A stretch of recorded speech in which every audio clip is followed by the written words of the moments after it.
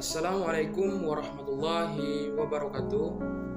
Perkenalkan, saya Mismi Arpedi dengan NIM 205126438 dari Prodi Pendidikan Sejarah Fakultas Keguruan dan Ilmu Pendidikan Universitas Riau angkatan 2020. Baiklah, di video kali ini bertujuan untuk memenuhi ujian akhir semester dengan mata kuliah Sejarah Indonesia Masa Kolonial bersama dosen pengampu yaitu Bapak Nurdiansyah MPD.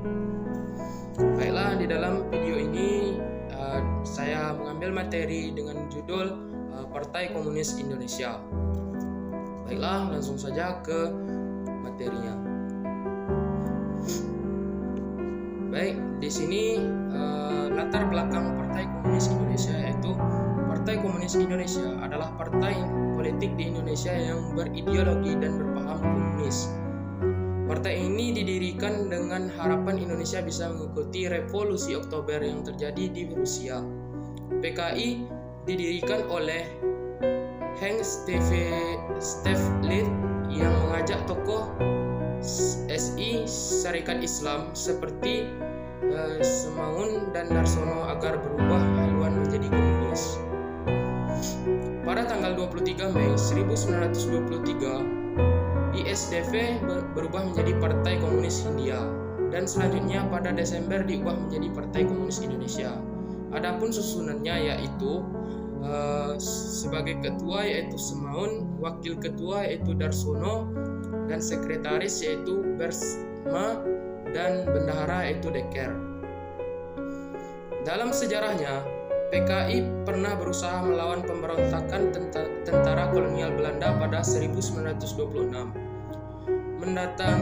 Mendalangi pemberontakan PKI Madiun pada 1948 serta dituduh membunuh 6 jenderal TNI Angkatan Darat di Jakarta pada 30 September 1965 atau disebut peristiwa G30 SPKI. Gerakan awal PKI. Partai ini didirikan atas inisiatif tokoh sosial Belanda Heinz Stefflid pada 1914 dengan nama Instituut Sosial Demokratis Vereniging atau disingkat dengan ISDV atau Persatuan Sosial Demokrat Hindia Belanda.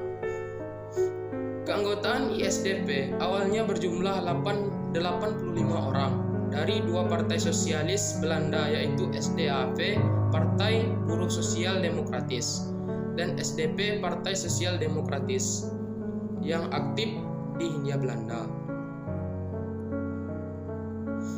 Para penguasa kolonial menindas dengan dewan-dewan Soviet di Surabaya dan ISDP.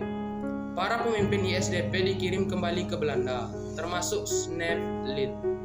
Para pemimpin pemberontak di kalangan militer Belanda dijatuhi hukuman 40 tahun penjara. Selanjutnya ISDP terus melakukan kegiatannya dengan bergerak meskipun dengan cara bergerak di bawah tanah. Organisasi ini kemudian menerbitkan sebuah terbitan yang lain, Soraya Rakyat. Selanjutnya itu tujuan PKI. Tujuan Partai Komunis Indonesia adalah untuk menggantikan sistem kapitalis dengan komunisme. Pada awalnya PKI adalah gerakan yang berasimilasi ke dalam Serikat Islam. Keadaan yang semakin parah di mana ada perselisihan antara anggotanya, terutama di Semarang dan Yogyakarta, membuat Serikat Islam melaksanakan disiplin partai. Perkembangan PKI. HJSM Stefflid, Partai Buruh Sosial Demokrat. Semula ia tinggal di Surabaya sebagai staf redaksi sebuah surat kabar. Kemudian dipindahkan ke Semarang menjadi sekretaris pada Semarangse Handelsblad. Selanjutnya itu pengaruh PKI. Yang pertama, masuknya aliran komunis di bidang politik yang ada di Indonesia. Selanjutnya itu adanya perluasan paham komunis di dalam semua komponen masyarakat. Yang terakhir itu munculnya gerakan separatis. Baiklah, mungkin hanya itu penjelasan tentang materi Partai Komunis Indonesia yang dapat saya jelaskan. Lebih kurangnya saya mohon maaf. Saya akhiri dengan wassalamualaikum warahmatullahi wabarakatuh.